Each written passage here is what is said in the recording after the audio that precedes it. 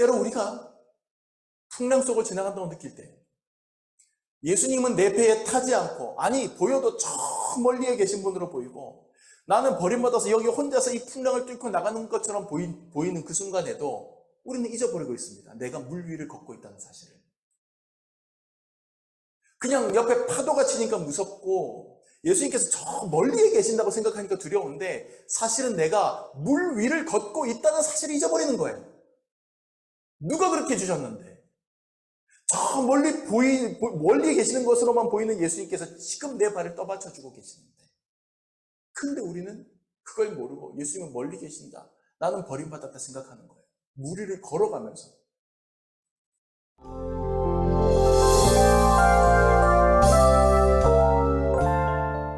여러분, 20세기의 가장 위대한 락밴드 비틀즈, 이 비틀즈의 명곡 중에 Let It Be라고 하는 노래가 있습니다. 아세요?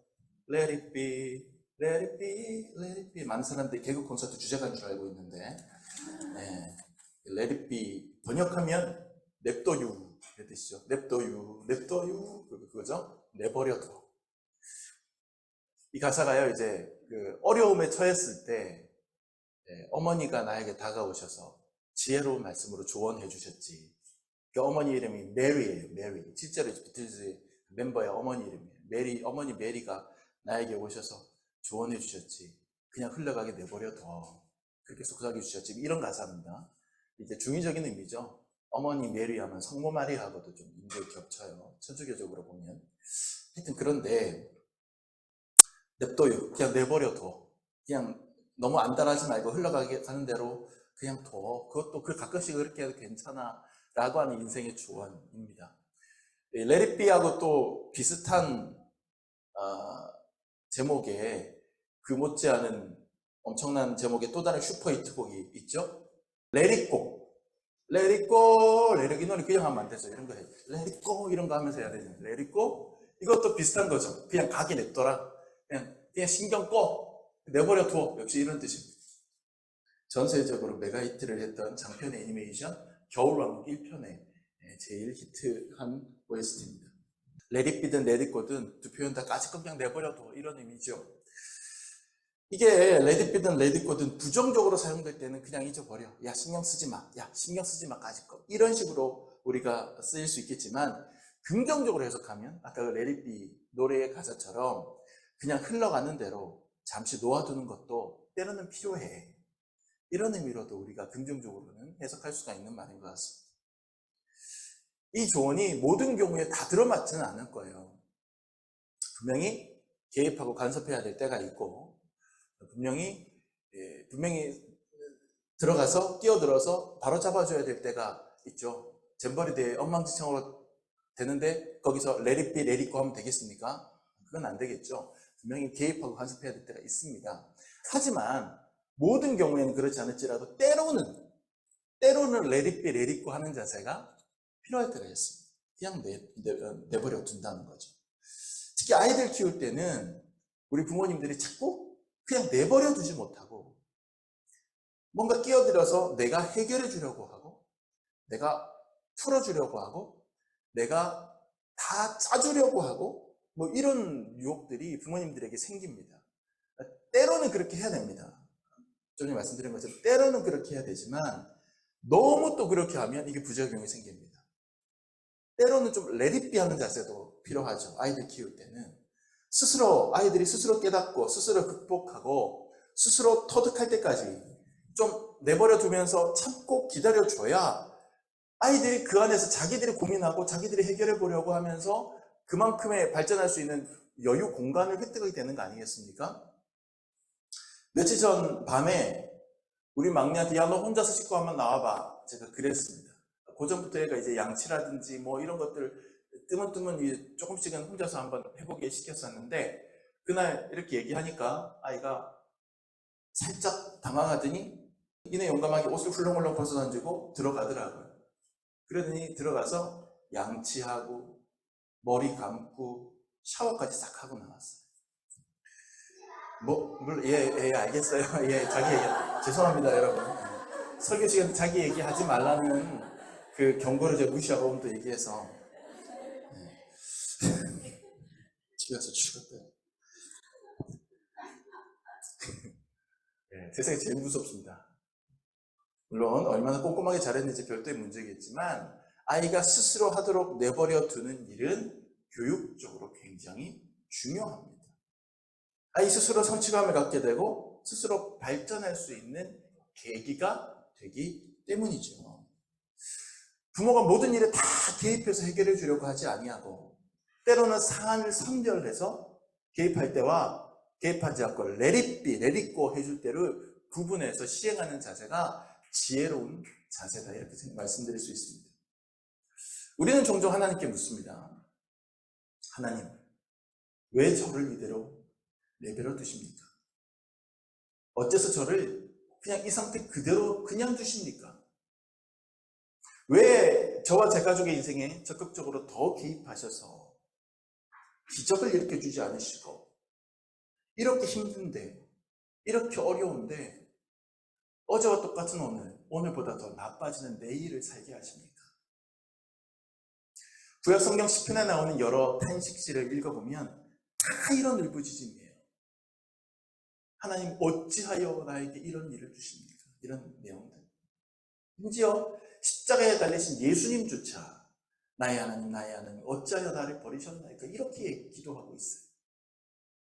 하지만 하나님께서 우리를 이러한 고난 중에 어려움 중에 또는 혼돈 중에 내버려 두실 때는 거기에는 우리가 헤아리지 못하는 더 큰 뜻이 있는 겁니다. 하나님이 우리를 그저 let it be 하실 때는 그렇게 함으로써 우리로 하여금 얻게 하고자 하는 특별한 기대가 있으신 거예요. 오늘 본문을 제가 설교하려고 계속 묵상하고 들여다보고 기도하고 하면서 메시지를 찾는 동안 이번에 설교 준비하는 동안 제 머릿속에 떠오른 주제가 바로 이거예요. 하나님이 내버려 두십니다. 내버려 두십니다. 물론 이제 성경의 신약 성경에 하나님이 우리를 죄악 가운데 내버려 주셨다 하는 그런 표현이 나오긴 합니다. 저 뒤에 서신서에. 그것을 우리가 죄악 가운데서 이제 그 부끄러움 가운데 내버려 두셨다 이렇게 표현을 하시는데 그 내버려 두심과는 별도로 다른 의미의 내버려 두심에 대해서 오늘 제가 여러분과 얘기하고 싶은 거예요. 오늘 본문을 찬찬히 뜯어보니까 이 본문에는 예수님이 당신의 사람들을 그저 let it be 하시는 그냥 내버려 두시는 그런 모습이 발견됩니다. 그리고 거기에는 특별한 뜻이 있으시죠. 먼저 예수님께서 이 밤에 제자들을 배에 태워서 갈릴리 건너편으로 보내시는 이 밤 갈릴리 이쪽 편에서 무슨 일이 있었냐면 오병이어의 사건이 그날 낮에 있었습니다. 오병이어의 사건, 물고기 2마리와 떡 5덩이로 5,000명 넘는 사람들을 먹이고도 12광주를 남게 남긴 사건. 이 사건이 막 터졌을 때 무리들이 열광하고 군중들이 환호하면서 예수님께 모여들었어요. 심지어는 어떤 사람들이 예수님 임금 삼으려고 했죠. 예수님께서 일으키신 기적이 단순한 기적이 아니라 먹여주는 기적이잖아요. 배고픔을 해결하는 기적이었던 거예요. 그러니까 사람들이 열광한 겁니다. 근데 예수님께서 그 떡의 기적을 보여주신 것은 예수님께서 생명의 떡임을 보여주시고 예수님과 함께함으로써 우리가 생명을 얻는다는 그것을 알려주시기 위함인데 그런데 사람들은 생명의 떡만 보지 않고 떡만 보는 거예요. 그래서 예수님께 열광하고 환호하고 그렇게 막 하면서 예수님을 정치적인 리더로 로마에 대항할 헤롯 왕에게 대항할 새로운 왕으로 옹립할 그런 반군의 리더로 삼으려고 했다고 요한복음이 나옵니다. 예수님의 뜻과 배치되는 해석이 그들에게 들어간 거예요. 2002년 월드컵 때 우리 어른들은 기성세대들은 기억하실 겁니다. 우리 젊은 친구들이나 어린 친구들은 잘 모르겠지만 2002년 월드컵 때요 6.25 때 난리는 난리도 아니었어요. 경기가 끝나고 나서 새벽까지 사람들이 다 거리로 쏟아져 나와가지고요 춤추고요 경적 울리고요 그냥 빵빵빵빵빵 잘라고 누우면 밖에서 빵빵빵빵 지나가는 차들이 그러는 거예요. 그럼 또 이쪽 편 아파트에 있는 사람들이 베란다마다 확 열고 대한민국 그리고 문 탁탁 닫아. 그걸 갖다가 한 달 동안 했어요. 경기가 계속 있으니까. 사람들이 집에를 안 가요. 경기는 벌써 끝났는데. 버스 위로 올라가서요. 막 태극기 흔들고요. 영화배우들이 뛰쳐나왔어요. 그때. 영화배우 박중훈, 가수 이런 사람도 흥분해서 뛰쳐나와가지고 막 난리가 나고 막 평소에 못 보던 연예인들이 올라가서 막 그러니까는 막 군중들도 난리가 나고 그 사람들이 왜 그럽니까? 왜 집에 안 갑니까? 너무 기쁘고 너무 좋으니까 안 가는 거예요. 그러니까 예수님께서 오병이어 기적을 일으키셨을 때 백성들이, 사람들이 우와, 오병이어다, 떡 갖고 집에 가자 하고 갔을까요? 저는 그렇게 생각하지 않아요. 열광했을 거예요. 열광하고 환호했어요. 근데 오늘 읽은 말씀 22절에 보면 예수님께서 무리를 보내셨다 그랬어요. 그리고 자기의 제자들을 그 무리들과 분리해서 배에 대해서 갈릴리 저편으로 보내셨어요. 그리고 예수님이 이쪽에 혼자 남아서 뭐 하셨느냐? 그 무리들을 다 해산시키셨어요. 해산시키셨어요. 그 무리들 입장에서 보면 예수님께서 자기들을 내버려 두신다, 이렇게 생각했을지도 몰라요. 왜 우리를 내버려 두시지? 이렇게 생각했을 수도 있어요. 근데 예수님은 내버려 두셨습니다. 거기엔 뜻이 있는 거예요. 무슨 뜻입니까? 이들이 지금 예수님과 함께 있고자 하지만 그들은 지금 예수님을 잘못 해석하고 있어요. 오히려 잘못된 방향으로 신앙이 깊어지는 거예요. 무조건 신앙생활만 한다는 것, 그리고 그게 열심히 깊어진다는 것, 그것만 가지고 우리가 칭찬해 줄 수는 없는 노릇입니다. 잘못된 방향으로 신앙이 깊어지는 것은 이건 정말 어떻게 답이 안 나오는 문제예요. 근데 그 무리들이, 그 군중들이 예수님의 뜻을 곡해할 때 예수님께서는 그들을 이끌고, 그 무리들을 이끌고 행진하신 게 아니라 예수님께서는 그 무리들을 해산시키셨어요. 보냈어요. 때때로 하나님께서 우리를 내버려 두실 때 우리는 이것도 기억해야 됩니다. 하나님께서 우리를 내버려 두심은 우리가 잘못된 신앙생활을 하고 있거나 우리가 하나님의 커리큘럼 가운데 잘못된 길로 가고 있을 때 하나님께서 그 길을 가지 못하게 하기 위함일 수도 있어요. 아무튼 이것은 오늘 우리 본문의 주제는 제가 말씀드리고자 하는 핵심 메시지는 아닙니다. 아무튼 그렇게 무리들을 이렇게 보내신 다음에, 보내실 때 제자들만 배에 태워서 갈릴리 바다로 건너서 건너편을 가게 하라. 갈릴리 바다가 마른 바다라고 하지만 실제로는 호수인데 한 50km가 넘어요. 그래서 거기를 가로질러서 가는데 꽤 걸립니다. 밤중에 태워서 보내시고는 예수님께서 혼자 산에 올라가서 기도를 하십니다. 예수님 없는 제자들만의 밤 항해가 시작된 겁니다. 걱정 없습니다. 왜냐하면 예수님 제자들 중에 상당수가 직업이 뭐였지요? 예수님 만나기 전에 어부였습니다. 어디서 고기 잡던 어부였어요? 바로 이 갈릴리 호수였어요. 거기는 그들의 구역이었어요. 그들이 집 마당이었어요. 뱃사람들이에요. 그러니까 배를 타고 건너가요. 근데요, 이 갈릴리 바다라고 하는 것은 지형 문제로 이렇게 엄청 패여 있거든요. 지형 문제로 헬몬산의 차가운 기류와 광야잖아요. 지면의 더운 기류가 만나면서 예측 불가능한 그런 기류 현상이, 대류 현상이 나타날 때가 있어요. 종종 예상치 못한 돌풍이 불고 풍랑이 있는 곳이 바로 그 갈릴리 호수입니다. 그날 밤에 그 일이 터진 거예요. 제자들이 자기들의 노하우를 다 동원하고 자기들의 능력을 다 동원해서 어떻게든 한번 배를 바로잡아 보려고 노력했지만 이 풍랑이 얼마나 센지 자기들의 힘과 노력으로는 도무지 안 돼요. 금방이라도 배가 기울어지거나 뒤집힐 것 같은 그런 위태로운 지경에 처하게 됩니다. 모두 두려움에 사로잡히게 된 거예요. 예수님은 이 상황을 모르셨을까요?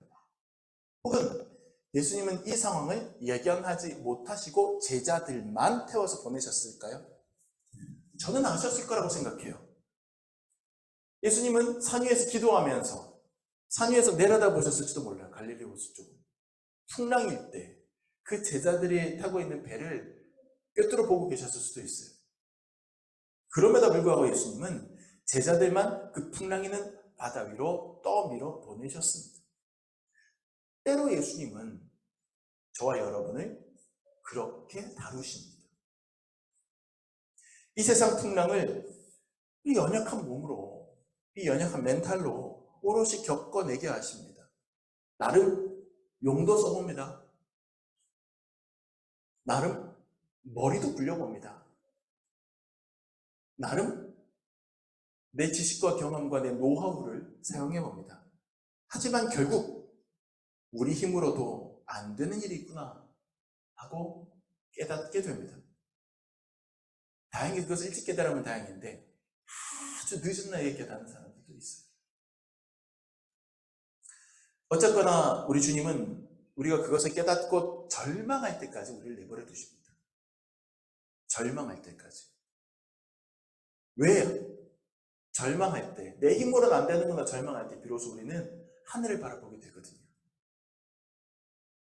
하나님을 의지하게 되거든요. 그럴 때 마침내 하나님 손잡고 예수님 손잡고 이겨내고 더욱더 강해지게 하는 그런 커리큘럼이 우리 주님이 우리를 다루시는 방식이십니다. 그것이 하나님이 우리를 풍랑 가운데 내버려 두시는 뜻입니다. 그리고 그 풍랑 가운데 금방이라도 뒤집어질 듯한 그 배에 예수님이 보이지 않는 것처럼 느끼게 하시는 이유입니다. 내가 내버려 둠을 받았다, 버림받았다 라고 느낄 정도로 이 배에 예수님이 타고 계시지 않아 라고 생각하고 당황하는 그런 경험들을 우리가 살아가게 하는 이유가 바로 여기에 있습니다. 모진 풍랑 한가운데를 지나게 하시면서 어디 한번 멋지게 이겨내 봐 하시는 겁니다. 우리 큰아이가 어렸을 때, 우리 막내는 지 얘기한다고 뭐라고 하지만 우리 큰아이는 아마 괜찮을 겁니다. 집에 가서. 글쎄요, 제가 들지 모르겠지만 우리 큰아이가 어렸을 때 처음 젓가락질을 배우던 날을 좋아하지 않으면 잊을 수가 없습니다. 그래서 우리 가족들 얘기 딱 듣자마자 벌써 피식 있잖아요. 이 녀석이 이제 혼자 젓가락질을 할 수 있을 정도로 제법 큰 나이인데 아직도 그 에디슨 젓가락이라고 하나요? 고리 달린 거, 손가락 끼는 거, 그거를 못 벗어나는 거죠. 제가 그날 작정했던 건 아닙니다. 그냥 밥 먹다가 야 근데 너 오른젓가락을 할 수 있을 것 같은데 한번 해봐. 그러니까 툭 지나가는 말로 했어요. 그러면서 야 이렇게 잡고 이렇게 올리고 가운데서 골을 이렇게 해서 이렇게 하는 거야. 가르쳐 봤습니다. 처음인데 당연히 안 되죠. 안 되죠. 근데 이게 하려고 좀 노력 좀 하고 안 되네. 이렇게 하면 야 다음에 해 다음에 이렇게 하는 거 하고 넘어갔을 텐데 이 녀석이 그날 제 속을 뒤집어 놨습니다. 몇 번 해보더니 아주 비관적이고 세상을 다 살았던 자세로 마치 사업체 한 3개를 부도나고 말아먹은 그런 실패한 사업가의 표정과 멘탈과 말로 안 돼. 난 안 돼. 이러는 거예요. 나 못한다고. 이래요. 그 순간에 제가 물러설 수가 없는 상황이 되어버린 겁니다. 갈등한 거예요. 마음속으로. 그래 다음에 하자 해도 됐을 텐데 지금 제가 저렇게 나오는데 나는 못해 나는 이렇게 못하는 사람이야 나는 안 되는 사람이야 이런 얘기 하고 있는데 제가 거기서 그래 그럼 다음에 하자 이렇게 하면 그 말은 그래 너는 못하는 사람이야 하고 도장 찍어주는 것만 같은 그런 상황이 돼버린 거예요. 그러니까 처음에는 제가 그렇게 했어요. 아니야 하민아 너 할 수 있어. 넌 멋진 사람이야. 너 충분히 할 수 있어. 너 지금 처음이라서 그런 거 한번 이렇게 해봐 할 수 있어. 이 정도로 시작했어요. 근데 얘가 해봐도 또 안 되거든요. 그러니까 더 비관하는 나는 안 돼. 나는 안 돼. 계속 이러니까 그때부터는 저도 여기서 진짜로 물러나면 얘는 마음에 그런 패배감을 안게 되겠구나 이런 생각. 너는 돼. 아니야. 너는 돼. 다 돼. 그러면서 저도 이제 물러서지 않게 되는 거예요. 그러면서 둘이 아주 미묘한 힘겨루기가 형성되면서 땀인지 눈물인지 모를 것들이 싹 흘러내리기 시작하면서 무려 30분 동안 밥 한 술 뜨지 못하고 거기서 둘이서 젓가락을 들고 30분 동안 김치 한 조각 먹지도 못하고 막 애는 울면서 저도 물러서지 않고 끝까지 승질을 꾹꾹 누르면서 안 된다고 하지 말고 해보자 하나만 집어서 성공해봐 그럼 그냥 넘어가자 그러는 거예요. 그렇게 30분 밥상머리 앞에서 흘렀습니다. 아이가 적당하게 노력하는 모습만 보이고 그냥 뒤통수 벅벅 긁으면서 왜 이러지? 이렇게만 해도 그래 수고했다 오늘 여기까지만 하자 했을 텐데 조금만 하다가 또 나는 안 돼. 나 이런 거 못해 자꾸 이러는 거예요. 중간에 그러니까 저도 관둘 수가 없어요. 진짜 안 된다고 생각할 테니까. 그렇게 저는 땀이 흐르고 아이는 눈물이 흐르고 연습하고 씨름하는데 바로 그때 어디선가 저벅저벅 아장아장 뚜벅뚜벅 누군가가 아주 여유롭게 걸어오는데 우리 애보다 큰 애보다 4살이나 어린 우리 둘째 아이가 정말 천진난만한 얼굴로 밥상머리로 걸어오더니 아빠가 형아를 가르치는 걸 이렇게 쓱 보더니 형아가 울면서 내버려둔 젓가락을 탁 짚고는 두분지 콩인지 모르겠어요. 그거를 탁 집어서 입에 싹 집어넣고 딱 내려놓고 돌아서 가는 거예요.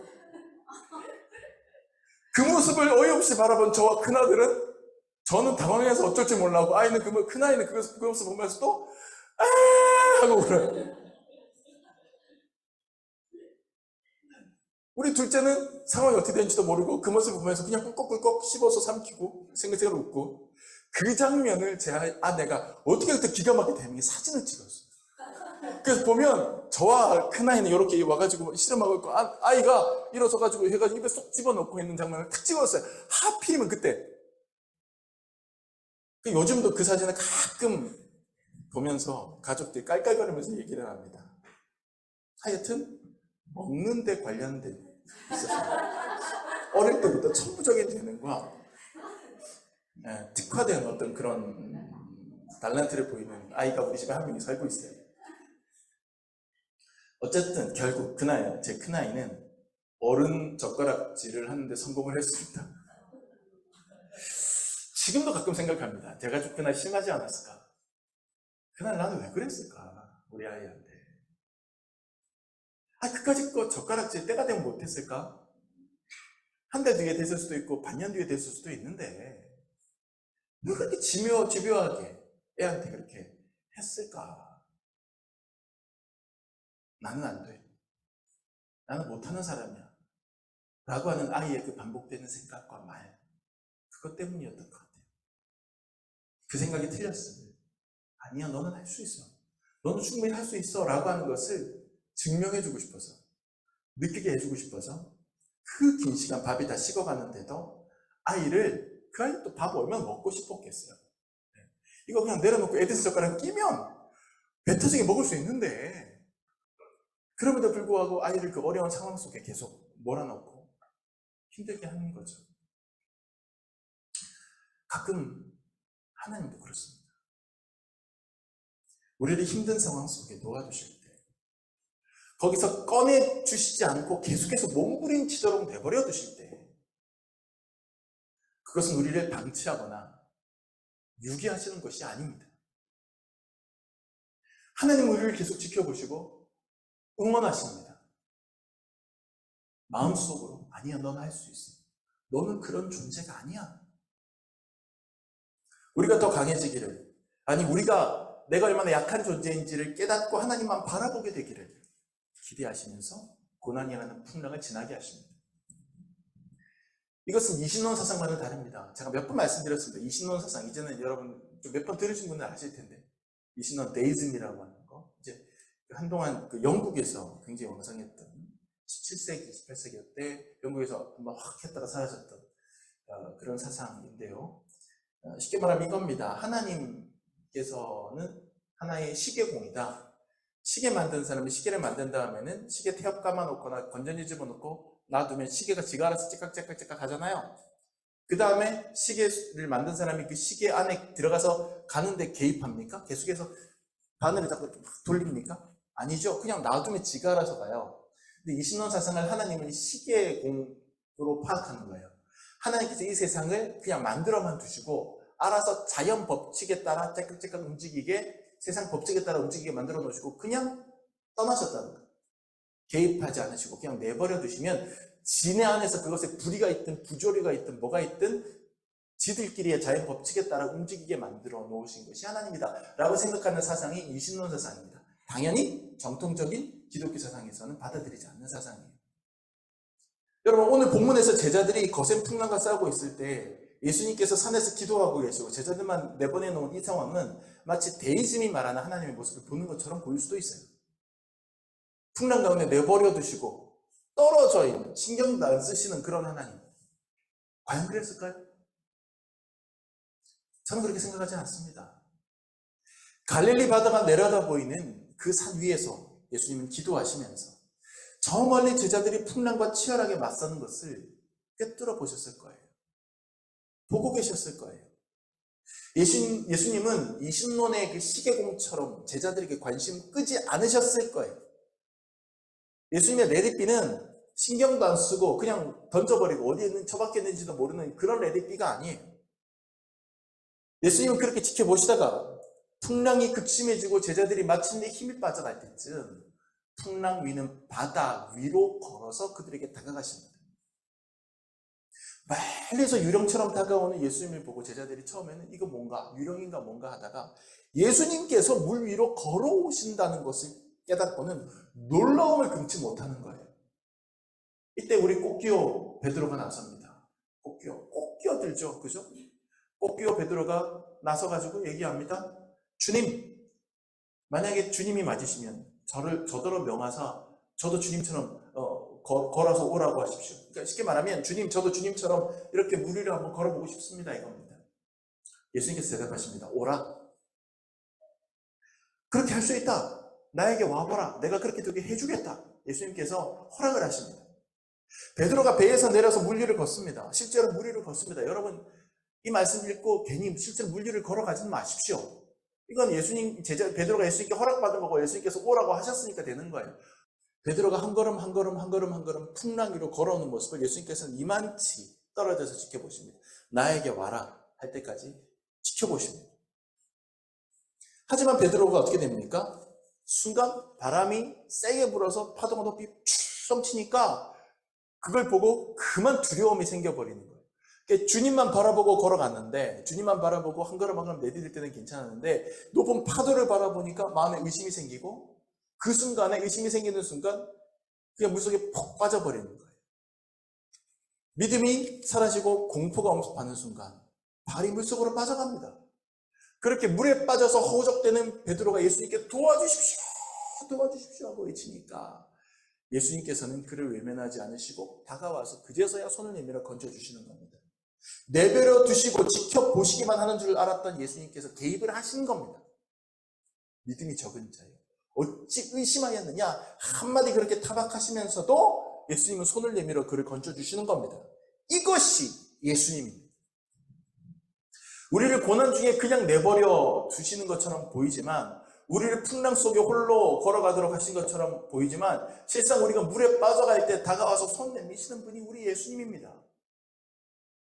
예수님은 베드로의 부족한 믿음을 아셨을 겁니다. 어쩌면 그의 실패도 예견하셨을 겁니다.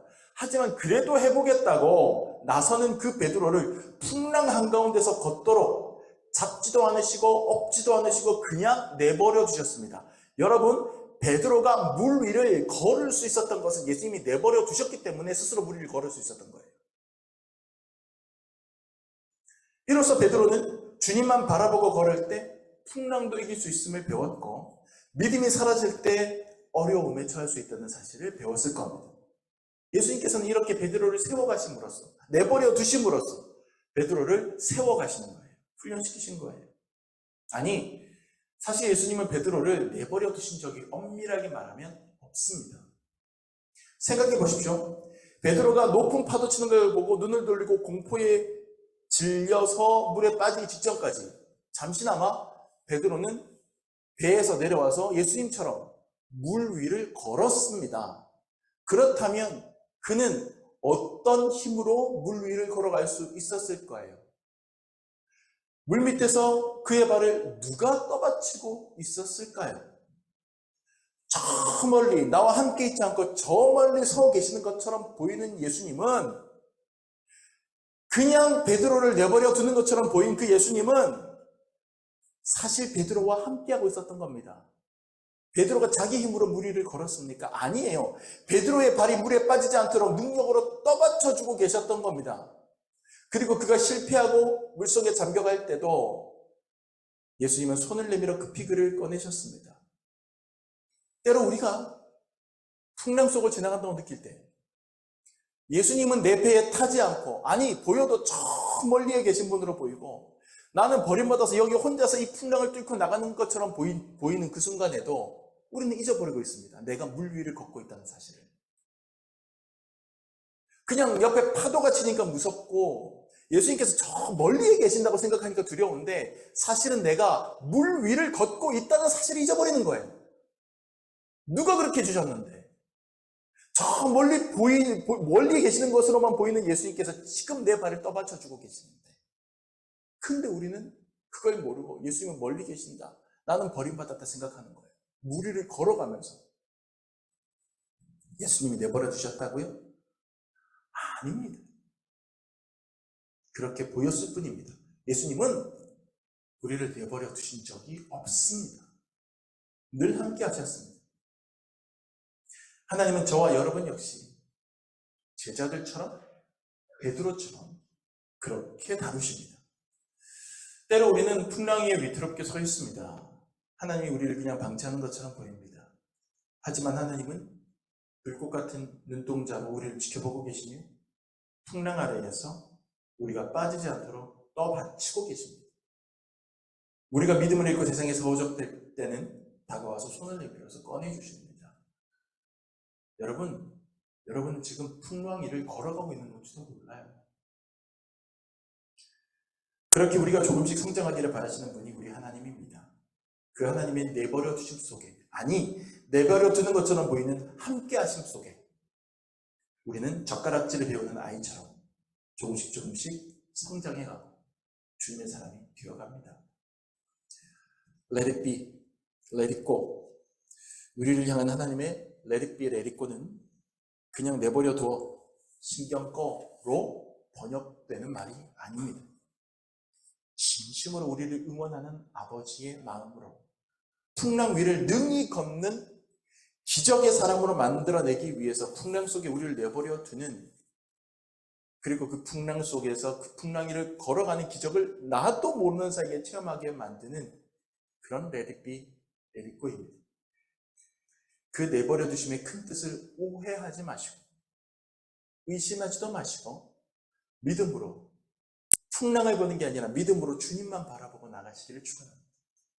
그리하면 높은 파도 밑에서 우리가 느끼지 못하게 우리의 발을 사실은 떠받치고 계시는 주님의 손길이 우리로 하여금 그 높은 풍랑 한가운데를 유유히 거니게 되는 인생과 신앙의 고수가 되게 해 주실 겁니다.